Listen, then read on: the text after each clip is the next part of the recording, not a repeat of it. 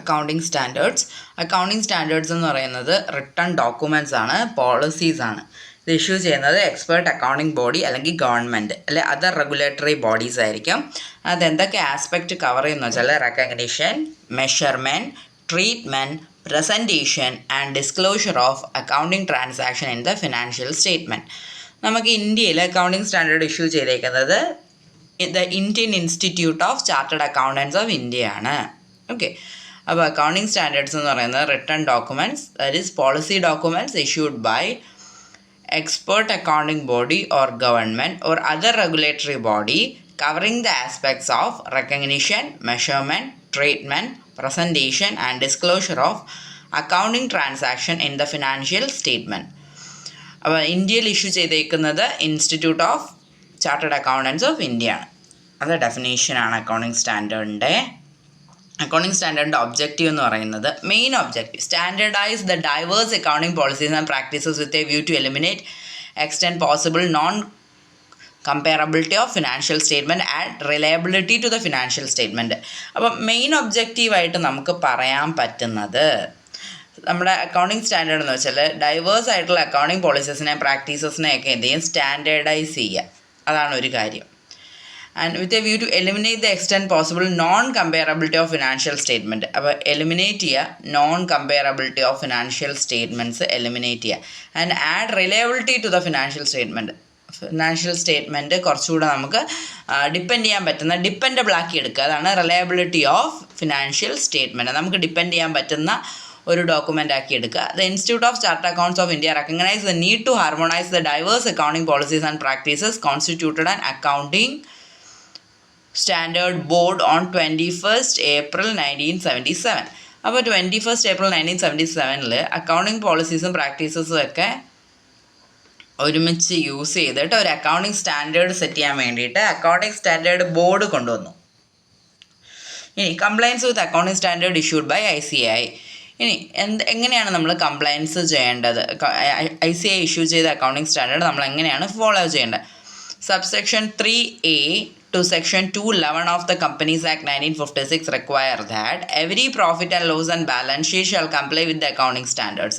അപ്പോൾ നമ്മുടെ companies ആക്ടിൻ്റെ section 211 subsection 3A പറയുന്നുണ്ട് എല്ലാ profit and loss account balance ഷീറ്റും അക്കൗണ്ടിങ് സ്റ്റാൻഡേർഡ്സ് ഫോളോ ചെയ്യണം. ഓക്കെ, ഇത് പഴയ കമ്പനീസ് ആക്ട്. ഇപ്പോൾ കമ്പനീസ് ആക്ട് പുതിയത് വന്നിട്ടുണ്ട് 2013. അപ്പോൾ പഴയ കമ്പനീസ് ആക്ട് പറയുന്നുണ്ട് എല്ലാ കമ്പനീസിൻ്റെ പ്രോഫിറ്റ് ആൻഡ് ലോസ് അക്കൗണ്ടും ബാലൻസ് ഷീറ്റും അക്കൗണ്ടിങ് സ്റ്റാൻഡേർഡ് ഫോളോ ചെയ്യണം. This accounting standard means standard of accounting recommended by ICAI and prescribe by central government in consultation with national advisory committee on accounting standard. അപ്പം ഈ accounting standard എന്ന് പറഞ്ഞു കഴിഞ്ഞാൽ അത് standard of accounting ആണ്. നമ്മൾ എങ്ങനെയാണോ അക്കൗണ്ടിങ് ചെയ്യേണ്ടത് അതിൻ്റെ റൂൾസ് ആണ്. അത് ICAI പറയുന്നുണ്ട്, അതേപോലെ ഗവൺമെൻറ് അത് പ്രിസ്ക്രൈബ് ചെയ്യുന്നുണ്ട്. അപ്പോൾ ഗവൺമെൻറ് അത് പ്രിസ്ക്രൈബ് ചെയ്യുന്നത് National advisory committee on accounting Standard NACAS, National advisory committee on accounting Standard discuss ചെയ്തിട്ടാണ് ഗവൺമെൻറ് അതിന് അപ്രൂവൽ തരുന്നത്. ഓക്കെ, അപ്പോൾ ഇതൊരു കോൺസ്റ്റിറ്റ്യൂഷണൽ ബോഡിയാണ്. Section 210A(1) of the companies act 1956 ഈ National advisory committee on Accounting സ്റ്റാൻഡേർഡിനെ പറ്റി പറഞ്ഞേക്കുന്നത്. പിന്നെ ഉള്ളത് അക്കൗണ്ടിങ് സ്റ്റാൻഡേർഡ് ആൻഡ് ഓഡിറ്റേഴ്സ്. ഇനി ഓഡിറ്റേഴ്സും അക്കൗണ്ടിങ് സ്റ്റാൻഡേർഡുമായിട്ട് നോക്കാം. Auditors are duty bound while discharging their attest function to ensure that the accounting standard issued are made mandatory by the ICAI. അപ്പം accounting standard mandatory. അപ്പോൾ audit ചെയ്യുന്ന ടൈമിൽ അവർ നോക്കിക്കൊള്ളണം accounting standards follow ചെയ്തിട്ടുണ്ടോ എന്ന്. Section 227 subsection 3 of Companies Act 1956 requires the auditors to report whether in his opinion the profit and loss account and balance sheet comply with the accounting standard. അപ്പോൾ auditor അത് report ചെയ്യാൻ വേണം. അതായത് according to the auditor whether his opinion the profit and loss account and balance sheet comply with the accounting standard. Profit and loss അക്കൗണ്ടും balance ഷീറ്റും accounting സ്റ്റാൻഡേർഡുമായിട്ട് comply ചെയ്യുന്നുണ്ടോ എന്നുള്ളത് നമ്മൾ ഉറപ്പ് വരുത്തണം. Referred in section 211(3C) of the companies act 1956. ഇനി 217 subsection 2AA Clause 1 of the Companies Act 1956 states that Director's responsibility statement should include that.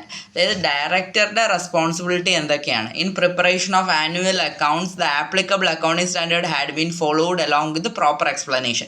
ഒരു കമ്പനിയുടെ ഡയറക്ടർ ശ്രദ്ധിക്കേണ്ട കാര്യങ്ങളാണ്. ആനുവൽ അക്കൗണ്ട്സ് നമ്മൾ പ്രിപ്പയർ ചെയ്യുമ്പോൾ ആപ്ലിക്കബിൾ ആയിട്ടുള്ള എല്ലാ അക്കൗണ്ടിംഗ് സ്റ്റാൻഡേർഡും ഫോളോ ചെയ്തിട്ടുണ്ട്. അതുകൂടാതെ എല്ലാത്തിനും പ്രോപ്പർ എക്സ്പ്ലനേഷൻസും കൊടുത്തിട്ടുണ്ട്. ഇനി ICAIയുടെ 29 അക്കൗണ്ടിംഗ് സ്റ്റാൻഡേർഡ്സ് ഇഷ്യൂ ചെയ്തിട്ടുള്ളത് ഇവിടെ പറഞ്ഞിട്ടുണ്ട്. AS1 disclosure of accounting policy, AS2 valuation of inventory, AS3 cash flow statement, AS4 contingencies and events occurring after the balance sheet date, AS5 net profit or loss for the period, prior period items and change in accounting policies, depreciation accounting, construction contract. AS8 withdraw ചെയ്തേക്കുവാണ്. അത് research and development ആയിരുന്നു. അതിപ്പോൾ withdraw ചെയ്തിട്ട് നമ്മുടെ AS26 ആയിട്ട് merge ചെയ്തിട്ടുണ്ട്, intangible asset. AS9 revenue recognition, AS10 accounting four fixed asset, AS11 the effect of change in foreign exchange rate, AS12 accounting for government grants, AS13 accounting for investment, AS14 accounting for amalgamation, AS15 accounting for retirement benefit in financial statement of employees, AS16 borrowing cost, AS17 segment reporting, AS18 related party disclosure, AS19 lease, AS20 earning per share, AS21 consolidated financial statement, AS22 accounting for taxes on income, AS23 accounting for investment in associate in consolidated financial statement, AS24 discontinuing operation, AS25 interim financial reporting, AS26 intangible asset, AS27 financial reporting of interest in joint venture, AS28 impairment of asset, AS29 provision contingencies, liabilities and contingent assets. അപ്പോൾ ഇത്രയും accounting standards ആണ് നമുക്കുള്ളത്. 30, 31, 32 ഒക്കെ ഉണ്ടായിരുന്നു, അതൊന്നും ഇപ്പോൾ ഇല്ല. Okay, അപ്പോൾ ഇതിനകത്ത് 29 അക്കൗണ്ടിങ് സ്റ്റാൻഡേർഡ്സ് നമുക്കിപ്പോൾ ഉള്ളൂ. പേരുകൾ പഠിച്ചു വെച്ചാൽ മതിയാവും. ഓരോന്നും ഓരോ റിക്വയർമെൻറ്റ്സ് ആണ് പറയുന്നത്. AS1 നമ്മൾ എന്തൊക്കെ കാര്യങ്ങൾ അക്കൗണ്ടിങ് പോളിസീസ് ഡിസ്ക്ലോസ് ചെയ്യണം എന്നുള്ളത്, എല്ലാം നമ്മൾ എന്തൊക്കെ അക്കൗണ്ടിങ് പോളിസീസ് നമ്മളെ ബിസിനസ്സിൽ ഫിനാൻഷ്യൽ സ്റ്റേറ്റ്മെൻറ്റിൽ യൂസ് ചെയ്തിട്ടുണ്ടോ അതെല്ലാം നമ്മൾ പ്രോപ്പറായിട്ട് ഡിസ്ക്ലോസ് ചെയ്യണം. പിന്നെ ഇൻവെൻട്രി എങ്ങനെ വാല്യൂ ചെയ്യണമെന്നാണ് അക്കൗണ്ടിങ് സ്റ്റാൻഡേർഡ് 2 പറയുന്നത്. അത് കഴിഞ്ഞ് അക്കൗണ്ടിങ് സ്റ്റാൻഡേർഡ് 3 വരുമ്പോഴത്തേക്കും ക്യാഷ് ഫ്ലോ സ്റ്റേറ്റ്മെൻറ്റ് എങ്ങനെ പ്രിപ്പയർ ചെയ്യണം എന്നുള്ളതാണ് പറയുന്നത്. 4ാമത്തത് contingencies and events, balance sheet date കഴിഞ്ഞിട്ടുള്ള കണ്ടിജൻസീസ് ഇവൻറ്റ്സും ഒക്കെ നമ്മൾ എങ്ങനെ റിപ്പോർട്ട് ചെയ്യണം.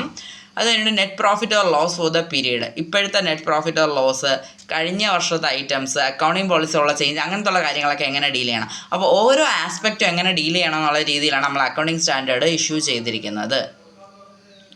ഇനി advantages and disadvantages of accounting standard. Accounting സ്റ്റാൻഡേർഡ്സിന് അഡ്വാൻറ്റേജസ് ഉണ്ട്, ഡിസ്അഡ്വാൻറ്റേജസ് ഉണ്ട്. അഡ്വാൻറ്റേജസ് പറയുകയാണെങ്കിൽ standards reduce to be reasonable external, eliminate altogether confusing variation in the accounting treatment use to prepare financial statement. ചില സമയത്ത് എന്ത് ചെയ്യുമെന്ന് പറയുമ്പോൾ നമുക്ക് ചില റീസണബിൾ ആയിട്ടുള്ള കാര്യങ്ങളൊന്നും കൺസിഡർ ചെയ്യാൻ പറ്റത്തില്ല. അങ്ങനെ ആകുമ്പോൾ ചിലപ്പോൾ നമുക്ക് കൺഫ്യൂസിങ് ആയി പോവും.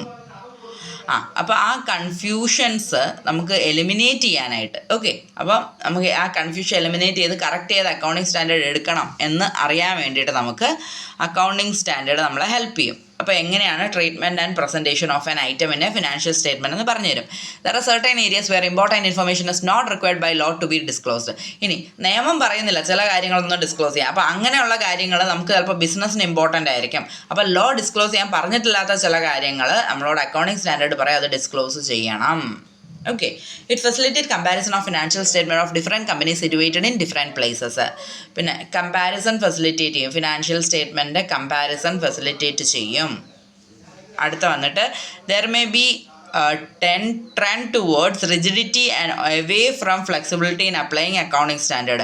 Disadvantages എന്ന് പറയുമ്പോഴത്തേക്കും നമുക്ക് ഒരു റിജിഡ് ആയിരിക്കും. കാരണം നമുക്കായിട്ട് പ്രത്യേകിച്ച് സ്വന്തമായിട്ടൊരു തീരുമാനം എടുക്കാൻ പറ്റില്ല. അക്കൗണ്ടിങ് സ്റ്റാൻഡേർഡിൽ എന്ത് പറയുന്നത് അതുപോലെ ചെയ്യാൻ പറ്റും.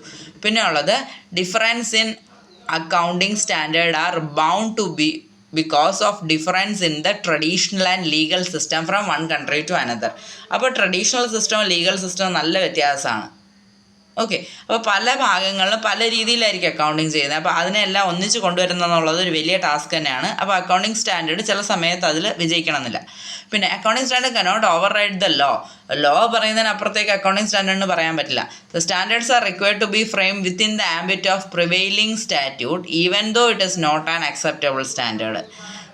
അപ്പോൾ ഈ സ്റ്റാൻഡേർഡ്സ് എന്ന് പറയുന്നത് നമ്മളെ പ്രിവെയിലിംഗ് സ്റ്റാറ്റ്യൂട്ട്, നമ്മളെ ഇപ്പോഴത്തെ നിയമം അനുസരിച്ച് തന്നെയാണ് നമ്മൾ ഈ സ്റ്റാൻഡേർഡ്സ് സെറ്റ് ചെയ്ത് വെച്ചിരിക്കുന്നത്.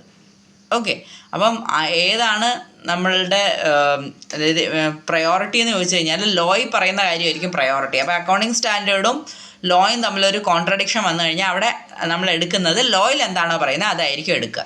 ഓക്കെ.